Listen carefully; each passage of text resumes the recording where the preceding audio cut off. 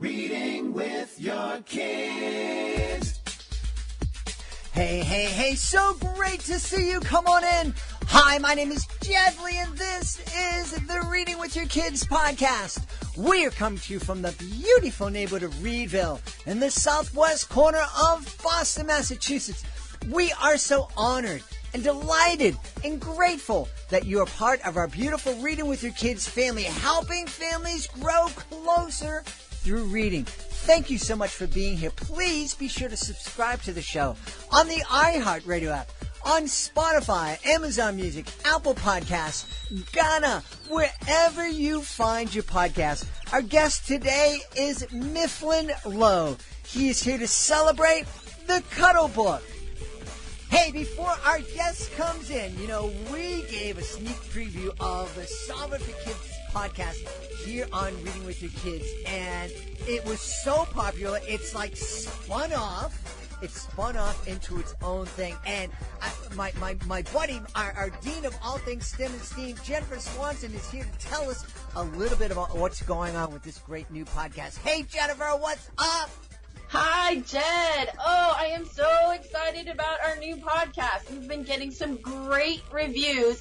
Everybody wants to find out what's going on and meet and listen to some of our scientists and engineers. We have done how do you map an underwater forest? Yeah. We have done how do you cut a person in half safely, of course. Yep. Mm-hmm.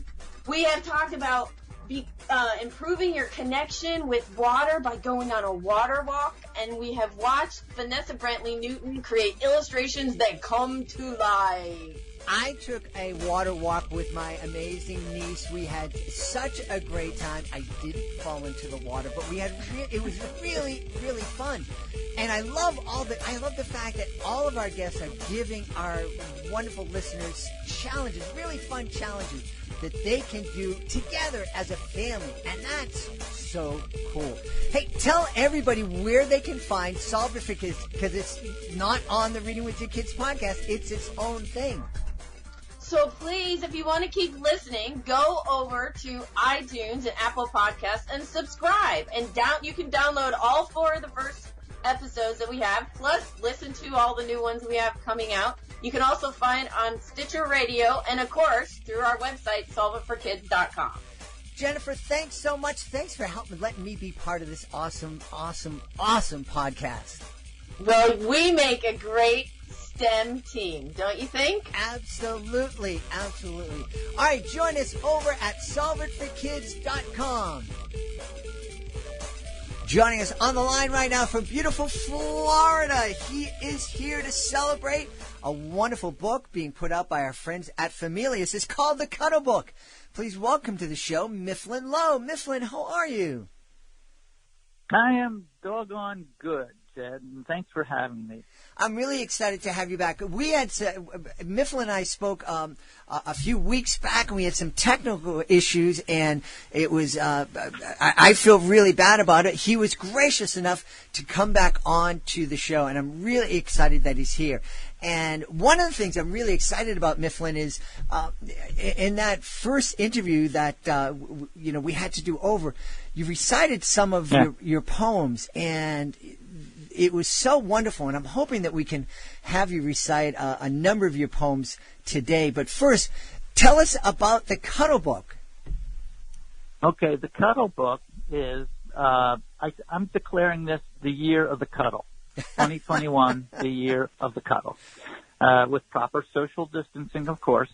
But nonetheless, I who doesn't love the cuddle, right? And I think this is just the time for it. Whether it's with a favorite aunt or a little child or even a pet, a snuggly pet, although probably not a lizard or a bird, they're not so good. But with a puppy or a kitten, cuddling is just one of the greatest feelings in the whole world, right?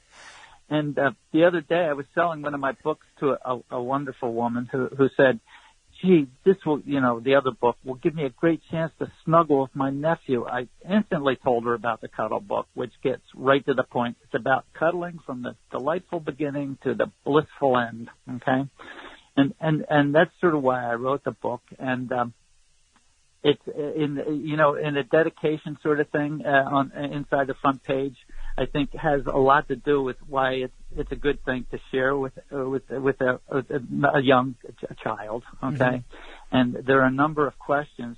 Let me know if I'm just blithering too much. Okay. But inside it says, "This is my cuddling book," and you put the name and the age, right? And then it's my favorite place to cuddle is, and they fill in the blank. Mm-hmm. I like to cuddle with, fill in the blank. My favorite time to cuddle is, and last question, cuddling makes me A, sleepy, B, happy, C, warm all over, or D, all of the above. Okay, so I think it really gets the child and the person, thinking about it and talking about it and really like preps them and gives them something to hold on to forever with the Cuddle Book. Really? Yeah. Okay? Yeah. I love that. And you're right. Cuddling is, it just gives, I was going to say gives kids that feeling of security, but it makes me feel pretty secure too, no matter who I'm cuddling with. Yeah, and like I said, this woman bought one of my other books, and she said, "Oh, this will be a great chance to snuggle with my nephew." And I thought, God, she just put her finger on it. Why the Cuddle Book is like a good thing. Yeah. Okay. Uh-huh. And you want me to read? You want me to read it? Yeah, that would be fantastic. Okay. And it goes like this: the spread one, and it was done. The art was done by an Italian artist whom you've spoken with and interviewed, right? Yep. Delia Ciccarelli. Delia Ciccarelli, yep, she's wonderful. And it will be available at like Barnes & Noble and The Inevitable, Amazon, and also I'm happy to say like at Walmart online and Target and so forth, which is really kind of cool for me to have like those mass market kind of outlets pick up a book, Yeah. So anyway, the book goes like this. Oh, isn't it nice to curl up and cuddle and melt down inside like a big muddy puddle and feel the thumping oompa beat of someone else's heart and heat? Now, cuddling question number one is where and when it should be done. Should we, when we kiss goodnight, hugging close and hugging tight, holding close and hugging tight? And what about a rainy day?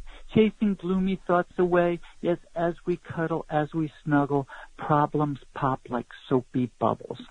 I really like that image. Problems pop like soapy bubbles, okay? Now, should we, while we watch TV, could we cuddle in a tree, over here or over there? The question is to cuddle where? And cuddling question number two is, should I cuddle up to who? Mommy cuddle, daddy cuddle, sister cuddle, brother cuddle, doggy cuddle, kitty cuddle, or a great big cuddle huddle? I think that could be like a fun tongue twister. It sure to say that could. took me a while because that meant mommy cuddle, daddy cuddle, brother cuddle, blah, blah, blah, blah, blah, So, okay. Yes, closer and closer will come in a clump, a roly-poly, bumpy lump with arms and legs all locked up tight, a right and a left and a right. With every shape and every angle, we're a people pile tangle, or perhaps a people puzzle as we cuddle, snuggle, nuzzle, till it's time to come undone. And then we'll find it's half the fun to figure out what we must do to once again make one lump two. So come to me, my cuddle bug, and let us share a good night hug. When 1 + 1 makes more than 2, we need no words, but I love you. The end. That's fantastic. I love that, and what a fun book to read aloud to your kid, especially the hard part with the cuddle huddle. I think that was one of the things that my kids loved the most. They used to love to have me read Dr. Seuss's Fox and Socks, and I tend to stutter when I have F words and S words. I think they knew that, and that's why they. Oh my gosh! They're setting you up. They were. Oh, that's wonderful. I'm wondering where the inspiration for the Cuddle Book came from. Well, I wrote a book a long time ago, which I loved, and and it's called Beastlies, and it's all about different types of sort of cute animals, right? And so the book has like poems like The Squirm Worm, and The Jolly Little Pollywog, and The Fake Snake, and The Dirty Bird. And I'd like to read some of those to you if you feel like it. But the inspiration just came. I wrote this book, Beasley's, a lot of poems that I really like, and I sent them off to publishers, right? Sent the whole thing off to publishers. And a guy at Familius, David Miles, who's quite lauded and was a rising star of Publishers Weekly in 2018, and I like him a lot. And we hit it off. And he said, why don't you take the Cuddle Bug, which was originally the poem, a short 14-line poem, and make it a whole book. So I thought, yeah, of course, why not, right? Yeah. So I started having to think about it because it was, and I started thinking, well, you got a bunch of considerations when you're cuddling. It's like, where do you do it? Whom do you do it with, and so forth. So that kind of like developed into the full book, which I just read. Mm-hmm. Okay, and my inspiration for it is like people like compare the poem to. And this is very flattering, of course. One of my favorite writers, whom you mentioned, which is Dr. Seuss, and my other favorite kids writer is Maurice Sendak. I mean, God, I love him. So, and also on E.E. Cummings. You know E.E. Cummings, right? Mm-hmm. The poet. Yeah. Okay, so he's like one of my favorite modern poets, let's say, because it's like he makes reading fun. All right, so I like the alliteration. I like the wordplay, just like he does, which is in this. Mm-hmm. And I was thinking about it, and there's that last line: when 1 + 1 makes more than 2, we need no words, but I love you. And it's like, what's he mean? 1 + 1 makes more than 2, and that kind of reminded me of an E.E. Cummings kind of thought, which is a little like, what's he saying? What's he getting at with it? And I was thinking about it this morning. I say, one person plus one other person. When you cuddle, you create something separate and special. Mm-hmm. Okay, you create like almost a third entity. Yeah. So that's what the line "when 1 + 1 makes more than 2" is intended to mean, and to make people kind of like maybe think about it and appreciate that they are creating something special. Yeah. When they cuddle. Yeah. So. Yeah. I love that. That idea that, when we come together and cuddle, it's so much more than just two people being close to each other. It is this special thing. You kind of meld together in some ways. Yeah. And so that's really the whole thought of it and everything, of the whole poem, that you are doing something wonderful, special, and memorable when you cuddle. Yeah. So like I said, this came from that's a great inspiration. I just remember that you offered to recite one of your other poems. I will actually recite more than one if you will, if we got time. That would be great. Yeah. Okay. Let's get to it. All right, here's one called The Squirm Worm, okay? And if everybody knows a kid's like a squirm worm, right? Mm-hmm. You just can't sit still. And it goes like this. The squirm worm just cannot sit still. He never has and never will. He's always jumping up and down, and when he's not, he's turning round or somewhere standing on his head or hiding under someone's bed. He'll run right up the stairs, and then he'll turn and run right down again. He'll hop and skip and leap and twitch and never stop to scratch and itch. Always moving, always busy. Watching one will make you dizzy. Till at last, to poop the pop, he'll fall asleep in bed and stop. That is awesome. Yeah, I love that. You one of the things, we talk to a lot of authors here, and your poetry is beautiful, and it's fun, and it's so much like a song. And there are so many other, I get books by the dozens every single day, and there are a lot of quote unquote rhyming books that don't have that. The last word on each line might rhyme with the previous one, but there's no rhythm. There's no, it's not fun. It's forced. What advice do you have for authors out there who are looking to write a rhyming book? How can they find that rhythm that seems to come so naturally to your poems? Gee, well, I don't know what to say, to be honest with you. It's just like you just got to keep writing them. Mm-hmm. And then you got to go back and you got to be honest about it when you read it out loud, okay? You read it out loud. Then if it doesn't, like, scan, like they say, you know what I mean, the rhythm isn't there. Yeah. It's like, well, you haven't done what you got to set your goals, too. Mm-hmm. Like you said, I love doing alliteration, probably too much, right? And then just the whole rhythm of it. You can't just wind up with two rhyming words at the end of two lines. Right. as you said, that's not the object, okay? Yeah. Here, let me read two more to you. Can I read two more? Absolutely. All right. I got the Dirty Bird and the Jolly Little Pollywog, okay? And the Jolly Little Pollywog, I'm not going to read that because that's kind of a more heartfelt kind of thing.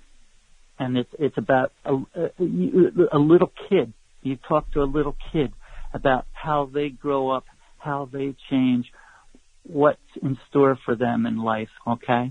And it goes like this. The jolly little pollywog, one day will grow into a frog, and all her parts will then be changed, and everything all rearranged.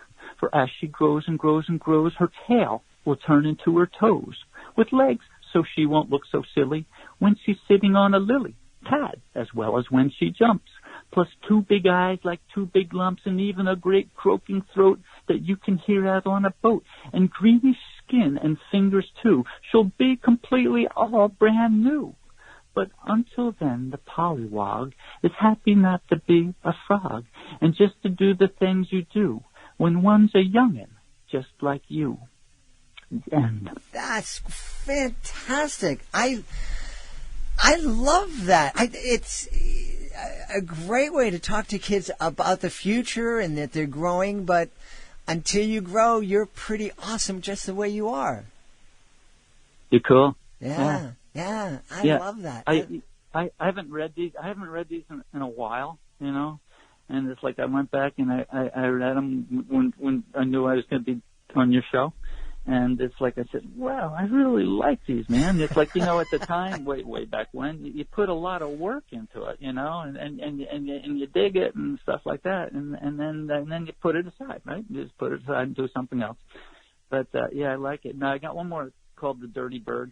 Okay. I got a bunch more actually, but okay. Well, let's take a chance with The Dirty Bird. I'm not sure. Do I have to put my finger near the beep button here? No, I don't think so. No, I don't think so. Because the Dirty Bird is just, he's just a kid. He's a sloppy kid, is what it is. Okay, everybody, who's that guy, Pigpen in Charlie Brown, right? He's like that. He's just like that. He's just a messy kid. Okay. Okay. And it goes like this: the top of his head is covered with goop. The front of his face is fudgesicle soup. From there to his chest, he's horribly messed with strawberry jelly right down to his belly. His fingers are sticky, his underwear's icky, his pants are on sloppy, his pockets are gloppy, his drawers are all junky, his floors are all gunky, and as for his feet, well, they've never been neat, with shoes that are mucky and socks that are yucky. It's not that the Dirty Bird's nasty or mean, it's just that he doesn't know how to keep clean. The end. Yeah, cool. All of these I think would make fantastic children's books. Are you working on turning any of those other poems into books?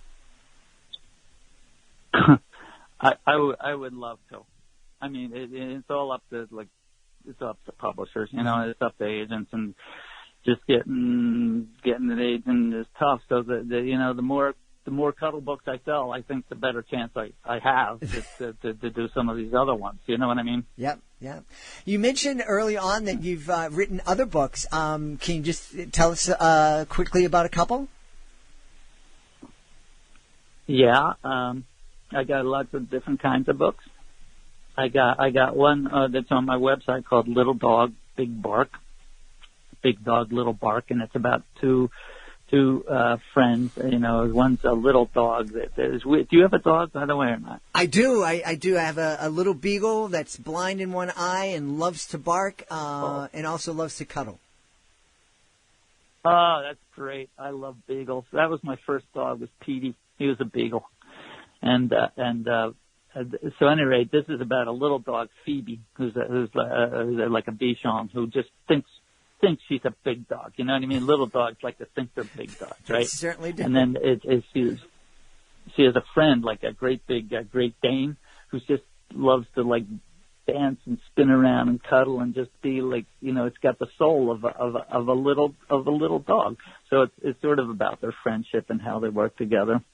And then I got another one that I think this lady was buying the other day. It's called ZZZZZZ, A Bedtime Story.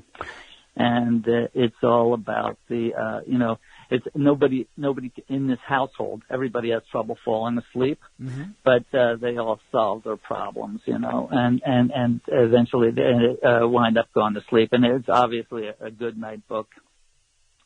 And I got one right now called Cowboy Howie, which is about a young African American kid from New York City who wants to be a cowboy. Okay. And so when he's walking down the street and he sees a lady in a fur coat, she turns into a grizzly bear. And when he sees like a dog, it becomes a wolf. And when he looks up at the big buildings, they become the Grand Canyon, okay? And he's just got the best imagination, and it's called Cowboy Howie. And these are on my website, LocoKids, LoCoKids.com. And they're also available on the inevitable Amazon. So you asked me, so that's some of the other books I'm doing. That's Cowboy Howie could be the life story of my nephew, a young African American. Really? Yeah, a young African American boy grew up in Boston who actually became a cowboy and herded cattle. Seriously? Yeah, for years. It blew my mind. When I found out that he had moved out west and was on the range and like I said, driving cattle and all that other kind of stuff.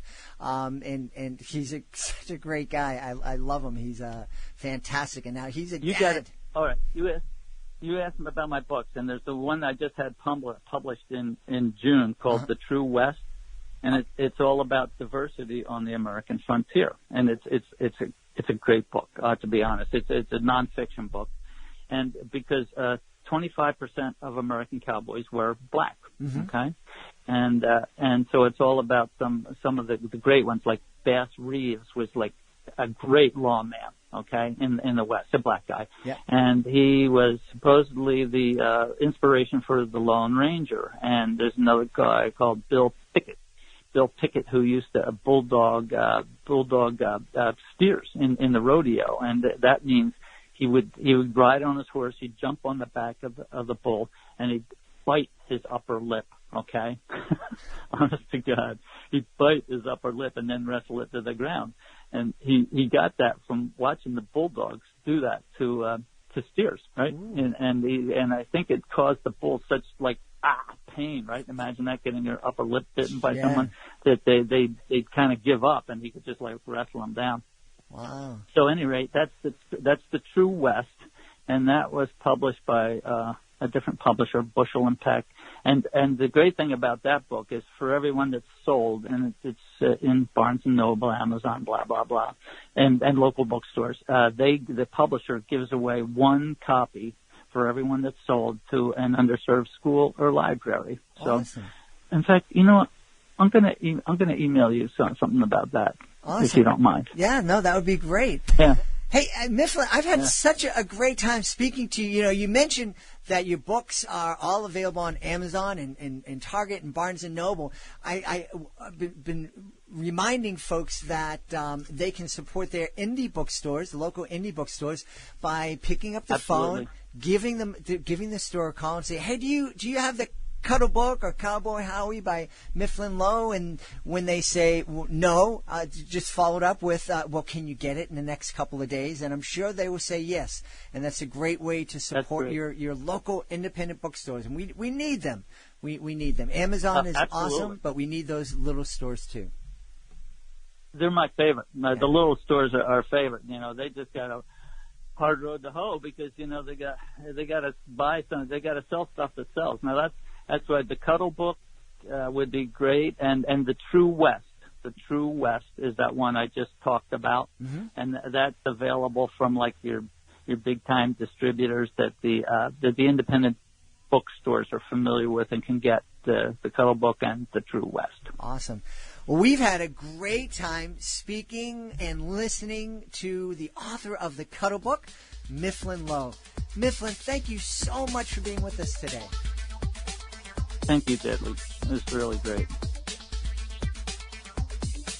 Please be sure to join us for the next edition of the Reading with Your Kids podcast. Our guest will be Carrie Finnison. She'll be here. We hope you will be here too. If you are the author of a fantastic children's book, we would love to have you as a guest on the podcast. Being a guest, it's fun, it's easy, it doesn't cost you a thing, and it gives you the chance to tell thousands of people about your fantastic book.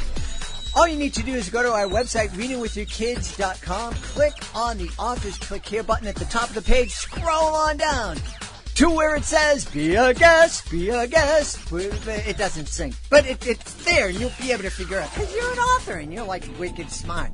Hey, we want to thank the folks who made today's show so wonderful. Of course, we want to thank our guest, Mifflin Lowe. Be sure to check out the Cuddle Book from our friends at Familius. Also want to thank my incredible team, starting with my daughter, Alejandra Doherty, Fatima Khan, our fantastic interns this semester are Alexia Brown and Hannah Pat Oboyski. I want to thank my beautiful wife for all the support she gives me. I want to thank Augie the doggy for keeping my back safe here in the studio. But most of all, I want to thank you. Thank you so much for taking the time to join us today. And as always, thank you so very much for taking the time to make the world a better place by reading with your kids. I'll be looking for you in the next edition of the Reading with Your Kids podcast.